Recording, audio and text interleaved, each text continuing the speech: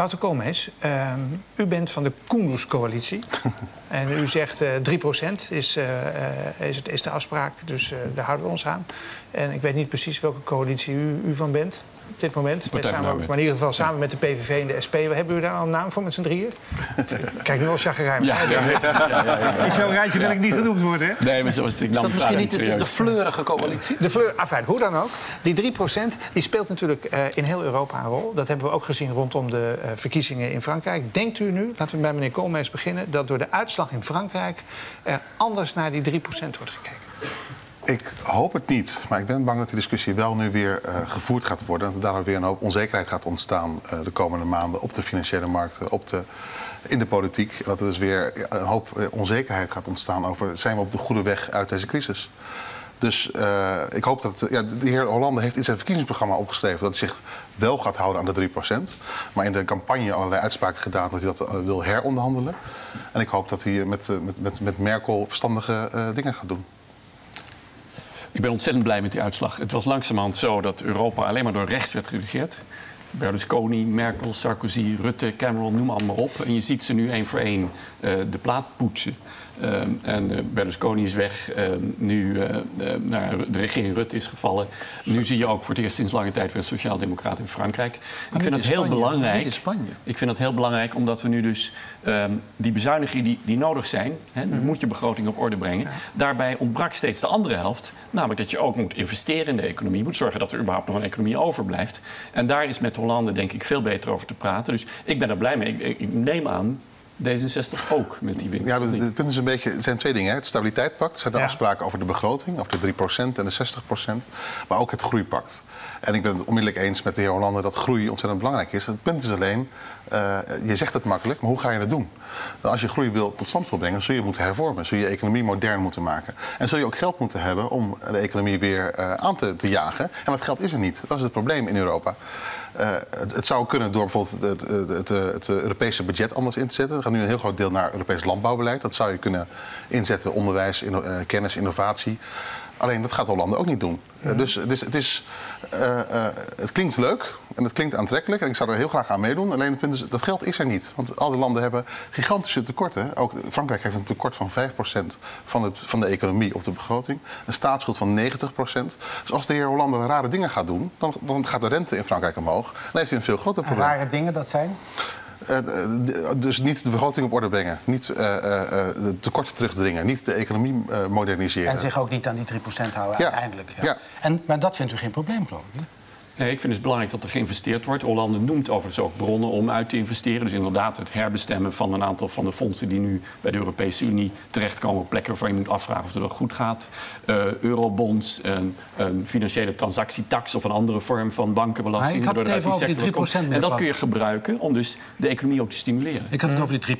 Dus stel nou, Hollande gaat naar Merkel toe en die gaat dan zeggen, ja, allemaal leuk en aardig, maar ik ben een ander dan Sarkozy en ik wil me niet vastleggen op die 3%. Wat zegt u dan? Ik denk dat daar uit dat gesprek uiteindelijk zal komen dat er... Maar ga even uit van wat ik zeg. Ja, om en nabij de 3% zal dat komen. En dan zal er op een andere manier gezorgd worden. Want het is allemaal boekhouden. Ja, dat is meer de achtergrond van meneer Koolmees. Nee, het is geen boekhouden. Nee, maar laat me even... Ik wil even hier reageren. Ja? Het is geen boekhouden, het gaat over vertrouwen. We hebben de afgelopen jaren gezien, de laatste 2 jaar gezien, dat als het vertrouwen wegvalt, dat we een heel groot probleem hebben. Dat hebben we in Griekenland gezien, dat hebben we in Portugal gezien. In Spanje zien we dat nog steeds. En als het vertrouwen wegvalt en je een beetje... we hebben altijd gezegd, afspraak is afspraak. En als je gaat tornen aan die afspraken en dat vertrouwen weer verliest, dan ben je veel verder van huis. En dat vind ik ook zo gevaarlijk, ook aan de opstelling van de Partij van de Arbeid in Nederland. Van 3% of 3,5% of 3,6%. Terwijl we een jaar geleden nog discussies hadden samen. Samen hadden wij een discussie in het parlement over Griekenland en Portugal en Spanje moeten zich aan de afspraken houden.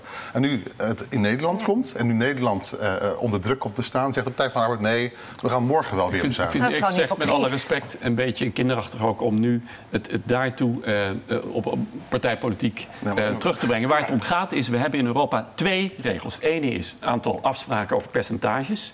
Moeten we ons aan houden. En de tweede, die is ook door Hollande terecht benadrukt, dat is je moet die met verstand toepassen. Kijk, het is een hele kleine moeite om in Nederland volgend jaar 5 miljard extra binnen te halen door de BTW te verhogen. Economisch is het onverstandig. Want het consumentenvertrouwen is laag. Dus als je nu 5 miljard extra uit de consumentensector gaat halen, slecht voor het bedrijfsleven, slecht voor de economie. Meneer Plasterk, u hebt te veel op de korte termijn. Als we dat niet zouden doen, als we niet laten zien aan de buitenwereld dat wij onze financiën op orde brengen... Maar dat moeten we ook doen. Die moeten we ook op orde brengen. Daar zijn we het ook over eens. Toen Rutte viel, toen uit het katshuis kwam, dat Geert Wilders was weggelopen... toen was het verschil in de rente tussen Duitsland en Nederland het hoogste in 30 jaar. Ja, waarom? Omdat investeerders denken, het gaat niet goed uit. Instabiele boel. En als de rente omhoog gaat, betalen we meer rente op onze staatsschuld. Maar ook de hypotheken worden duurder, de leningen van bedrijven worden duurder. Dus de economie gaat kapot. En daar moet je ontzettend voor oppassen. En economisch ben ik het helemaal eens. Of het nou 2,8 is of 3,2. Daar gaat het niet om. Het gaat om vertrouwen. Het gaat om het signaal dat je aan de afspraak houdt. Wat ik dus onverstandig vind van de Partij van de Arbeid de afgelopen maanden... is dat u steeds zegt van ja, die 3% is geen totempaal. Of dat wat de heer Samson zei. En daarmee schaadt u zich wel in het kamp van partijen als PVV en de SP. Ik vind het met alle respect een beetje kinderachtig om nu... Kijk, we hebben gisteravond... Helemaal niet, dat zegt u de laten we hele tijd. nou even het punt afmaken. Nee, maar hij heeft gelijk. Ja, dat is fijn. Maar partijpolitiek is niet per se kinderachtig, toch? Nee, niet per se, maar dit wel. Ik vind dat we nu voor het eerst zien dat een groot land in Europa niet meer door rechts wordt geregeerd. Daar moeten we blij om zijn. We moeten ook blij zijn met de gelegenheid. Ik verwacht van D66, ik zeg om het ook te zijn, om ook weer te gaan investeren in innovatie, in onderwijs. En niet alleen maar de boekhouding te doen. En dan gaan we nou zeggen van ja, maar die partij dit en die partij dat. Laten we gewoon blij zijn dat er weer wat vooruitgang in Europa is. We moeten wel blijer zijn. We moeten blijer zijn. Onmiddellijk eens. En ik hoop dat we een groeipact gaan maken. En ik hoop ook dat we de Europese economie Maar u reageert gaat groeien. niet inhoudelijk op de opmerkingen van meneer Koolmees. Jawel, want ik zeg we moeten ons aan die 3% houden. Dat staat ook in de begroting van de Partij van de Arbeid. We houden ons... Nou ja, de afgelopen weken... Het is toch een verdrag dat we hebben een wandelgangenakkoord afgesloten. En een van de redenen waarom... hele onverstandige dingen, niet zozeer dat percentage. Ja, maar een van de belangrijkste dingen waar de Partij van de Arbeid niet wilde meedoen was de 3%. Nee. Pas op donderdag, dinsdag zijn we begonnen met onderhandelen met elkaar. Dat hebben we een aantal keer ook met u gesproken en ook met de heer Samson gesproken.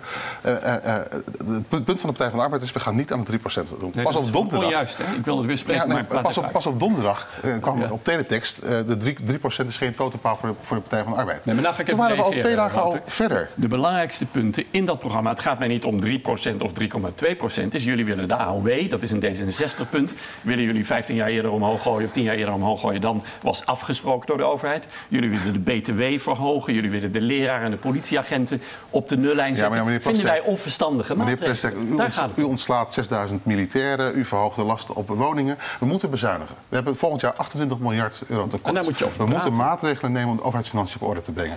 Wij hebben onze verantwoordelijkheid genomen met het akkoord om volgend jaar een begroting in te dienen. Als we dat niet hadden gedaan, had in 2013 geen begroting geweest. Hadden we nog steeds een tekort gehad van 28 miljard euro bij de staatsschuld. En de Partij van de Arbeid heeft gewoon de verantwoordelijkheid niet genomen. En heeft zich vastgehouden aan de 3%. En sterker nog, de afgelopen 3 maanden ben ik steeds aangevallen omdat ik zei... Het is prima dat jullie dat naar Brussel hebben gestuurd. Fijn, wees er blij mee.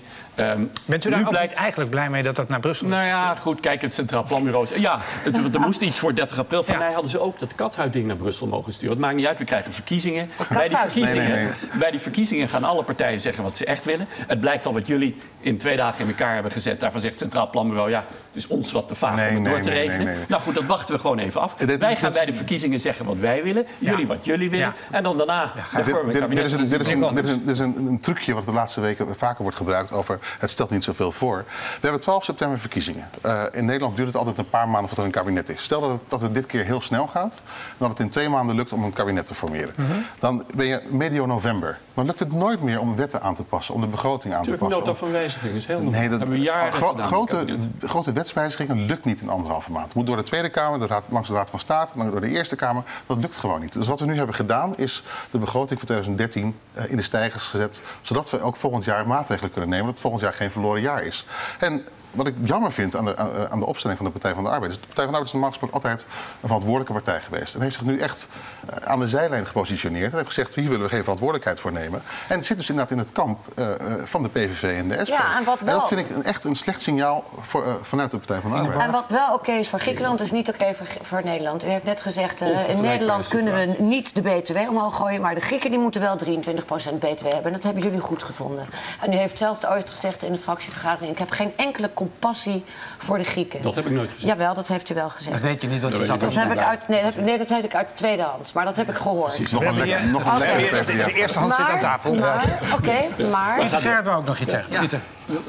Dat punt van die groeipact en die investeringen. Wat mij nou opvalt is in het hele Nederlands debat het signaal van vorige week, volgens mij zondagavond, zeer krachtig van Van Rompuy. Die legde gewoon op tafel, wij kunnen met de Europese investeringsbank een aantal dingen doen. Dat willen hij in juni in de eurotop al. Dat doet hij natuurlijk alleen als mevrouw Merkel het goed vindt. Dan is er 180 miljard aan investeringen vrij te maken voor slimme investeringen in kennis, in onderwijs, in R&D, in innovatie en zeg maar echt een toekomstgerichte infrastructuur. Volgens mij worden wij met CDA eerder eens dan met deze. Met permissie, Ronald. Waarom hoor ik nog jouw vriend Samson en tot nu toe ook de Koenderscoalitie hier niet over? Die zeggen ja, wij gaan zeer serieus met die onder de 3%. Maar daarbovenop pakken wij dit uitstekende signaal van Van Rompuy. Wat natuurlijk een gebaar was van hem aan de heer Hollande een week voor de verkiezingen. Maar even voor de tijd, ook even het antwoord van beiden. Nou, wat ik net al zei, we zijn groot voorstander van zo'n groeipact. Ik wil ook dat we investeren in de economie, de Europese economie. Alleen, je moet wel de overheidsfinanciën op orde brengen. Als je dat niet doet, blijft het wantrouwen in Europa heel groot. En gaat de rente weer stijgen. Als je dus het laat lopen en nu zegt van even op de rem staan... Daar gaat Van Rompuy natuurlijk zeker niet van uit. Precies. En daarom moeten we nu dat groeipact helemaal prima, maar wel de overheidsfinanciën op orde. Ik ben het gewoon met je eens. En ik vind ook dat het overfixeren op dat ene 10e procentje, dat is toch niet verstandig. Je moet nu kijken naar het grotere plaatje. We moeten kijken naar de toekomst. En we moeten iets moois van Europa maken. En dat kun je doen. En er zijn nu nieuwe kansen voor. En ik ben blij nu dat er 1 sociaaldemocraat heeft gewonnen. Nou, 12 september de volgende. En dan kunnen we in het komen. En dat we niet meten met 2 maten. Juist.